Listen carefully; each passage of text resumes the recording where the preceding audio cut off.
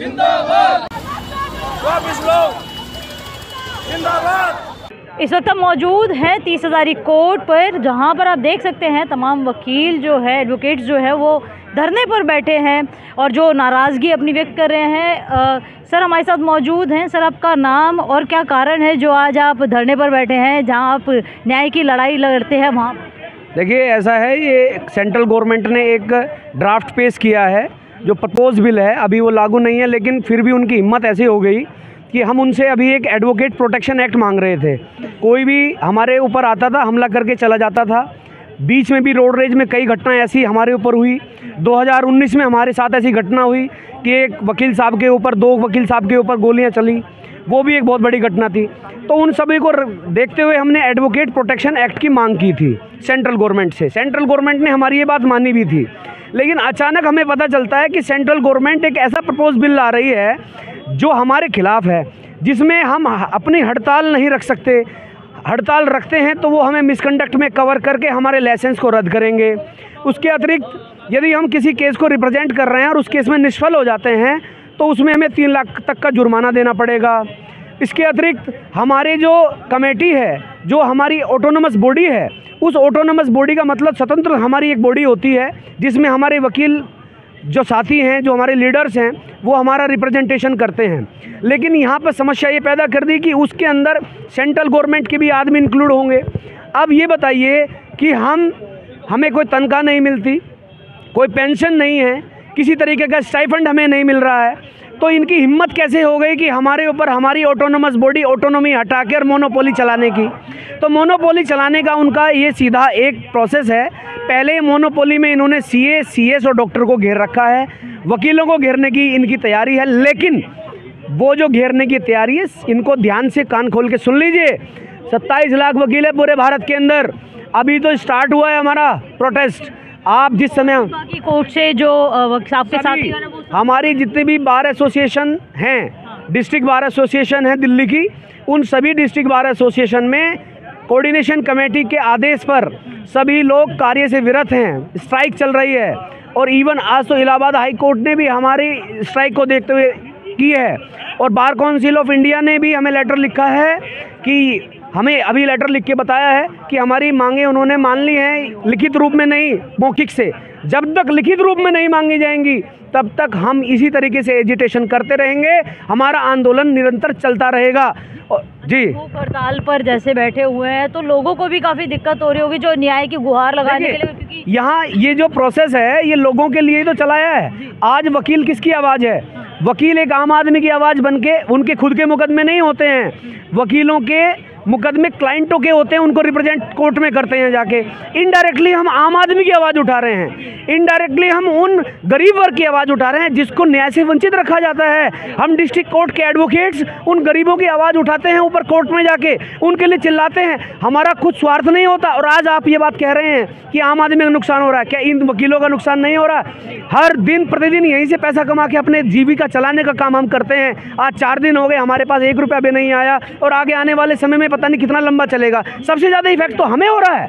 भूख हड़ताल पर आप बैठे हुए हैं, मजबूरी आपने बताई, आपने कहा कि वकीलों की जो सुरक्षा है वो खतरे में है, तो कैसे आप देखते हैं? अभी तक किसी से बात हुई है इस धरना प्रदर्शन को लेकर? बिल्कुल है, जैसे कि मेरे भाई ने भी बताई, परीक्षित शर्मा जी ने, कि मिसकंडक्ट की डेफिनेशन हमने अपने सिलेबस में पढ़ी हुई है प्रोफेशनल एथिक्स में। अब ये नई डेफिनेशन लेके आया उसमें कि अपना कोई अपना आप हड़ताल करते हो तो मिसकंडक्ट आ गया। आप केस हार जाते हो, अब कोई भी वकील जानबूझ केस नहीं हारता, पूरी चाहे क्लाइंट पैसे दे ना दे, पूरी मेहनत करता है। अगर किसी वजह से केस भी हार जाता है तब भी उसको मिसकंडक्ट बोला गया।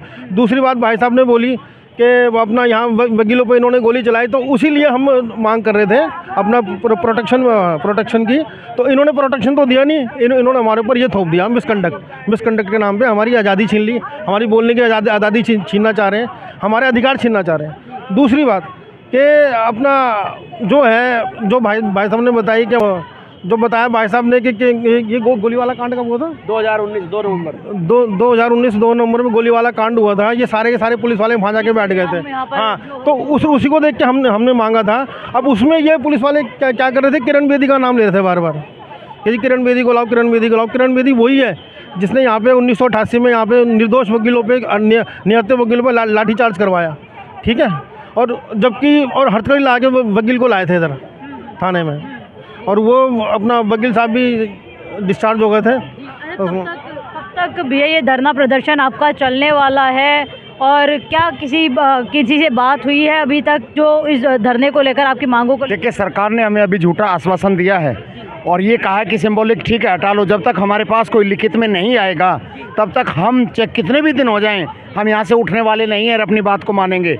एक बात और हम बता देना चाहते हैं, एडवोकेट का इतना नोबल प्रोफेशन है, जब वकील अपने अधिकारों की रक्षा नहीं करेगा तो दूसरे का क्या कर पाएगा, आप ये बताइए।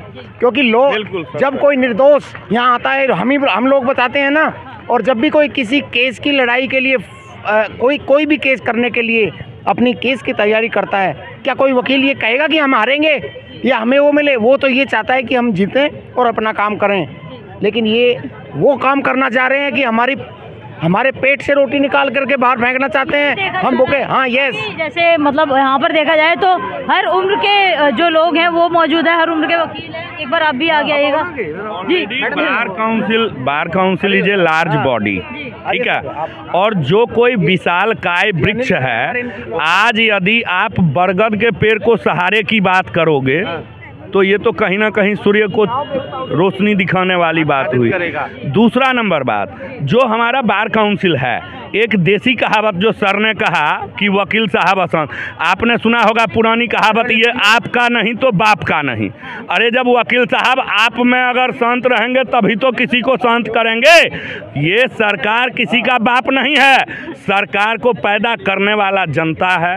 आज अगर मैं किसी भी सरकार के लिए न मैं पक्ष की बात कर रहा, न मैं विपक्ष की बात कर रहा, मैं एक न्याय की बात कर रहा। वकीलों के लिए भी खतरा बन गया, जैसे कुछ समय पहले ही सुनिए, खतरा तो ये सबके लिए बन गया। ये इन्होंने ऐसा मसाल दे दिया हाथ में, जो आग ऐसी लगेगी जो ये आग बुझेगी नहीं। और इनको या तो फिर जैसे साइमन कमीशन को गो बैक का नारा लगा और जाना पड़ा था, ठीक है।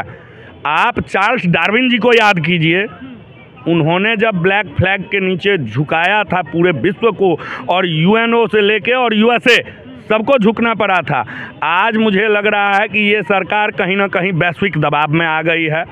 ये चाहती है कि जैसे अमेरिका में एक बच्चा 250 को यूनिवर्सिटी में गोली से मार देता है और थाने में जाके मामला ख़त्म हो जाता है, डेस्क बोर्ड पे कोई केस नहीं दिखता है, नो एविडेंस। धरना लंबे समय तक चलेगा, क्योंकि अभी देखा गया कि सड़क जाम भी की गई थी। देखिए, ये संदेश देने की हमारी जो है नमूना था मैडम, ये जाम तो नमूना था। मैं अधिवक्ता ज्योति सिंह राणा, जय भवानी, जय राजपूताना। मोदी जी से एक सवाल आपके मीडिया के थ्रू, आपके चैनल के थ्रू मोदी जी से एक सवाल करना चाहती हूँ। मोदी जी के मन में ये विचार आया कैसे कि जिनकी वजह से आपकी सरकार है उन्हीं को दबाने चले हो, अपराध रोके नहीं गए, वकीलों को मिटाने चले हो। मोदी जी को ये ड्राफ्ट बना के किसने दिया?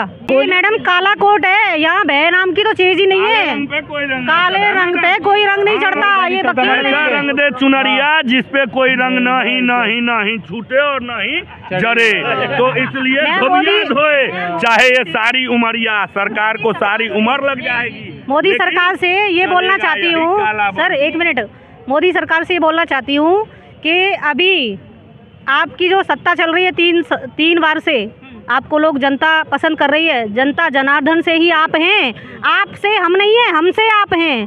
और 27 लाख वकील है हिंदुस्तान में, पार्लियामेंट में जाके घेराव कर दिया ना तो निकलना दुश्वार हो जाएगा। सुरक्षा को लेकर वकीलों की क्या कहेंगे कि कितना सुरक्षित आप महसूस करती हैं? कुछ सुरक्षित नहीं है। अरे कब से प्रोटेक्शन एक्ट कब से लाया हुआ है, लेकिन अभी इम्प्लीमेंटेशन आज तक नहीं हुआ है। लाना था एडवोकेट प्रोटेक्शन एक्ट, लेकर क्या है एडवोकेट अमेंडमेंट एक्ट, जो कि एक्सपेक्टेड ही नहीं था मैडम। फिरंगियों ने 200 साल हमारे देश पे राज किया, फिर से फिरंगियों को बुलाने की साजिश रची जा रही है, यानी देश को गुलाम बनाने की साजिश रची जा रही है। एक अधिवक्ता है जो समाज के लिए बोलता है, खड़ा होता है, ऐसा कभी नहीं होगा। वकील एकता जिंदाबाद, वकील एकता। मैं ये कहना चाह रहा हूँ, इन लोगों को हमारे लिए प्रोटेक्शन एक्ट बनाना चाहिए था, और ये हमारे लिए अमेंडमेंट एक्ट ला रहे हैं हमारे हितों को रोकने के लिए। ये ऐसा नहीं चलेगा, और ये जब तक हमारा ये वापस नहीं लेंगे और हमें स्वायत्तता नहीं मिलेगा, ऑटोनॉमी नहीं मिलेगी, हम लोग हटने वाले नहीं हैं, चाहे कुछ भी हो जाए। तो ये हम 30,000 कोर्ट पर मौजूद थे। हम आपको बता दें कि धरना प्रदर्शन यहाँ पर अमेंडमेंट एक्ट को लेकर किया जा रहा है। हम इस धरने पर आपको और भी अपडेट देते रहेंगे और बताएंगे कि कब तक काले कोर्ट में जो न्याय की लड़ाई लड़ते हैं वो वकील अपनी लड़ाई लड़ेंगे और इनको न्याय मिलेगा या नहीं मिलेगा।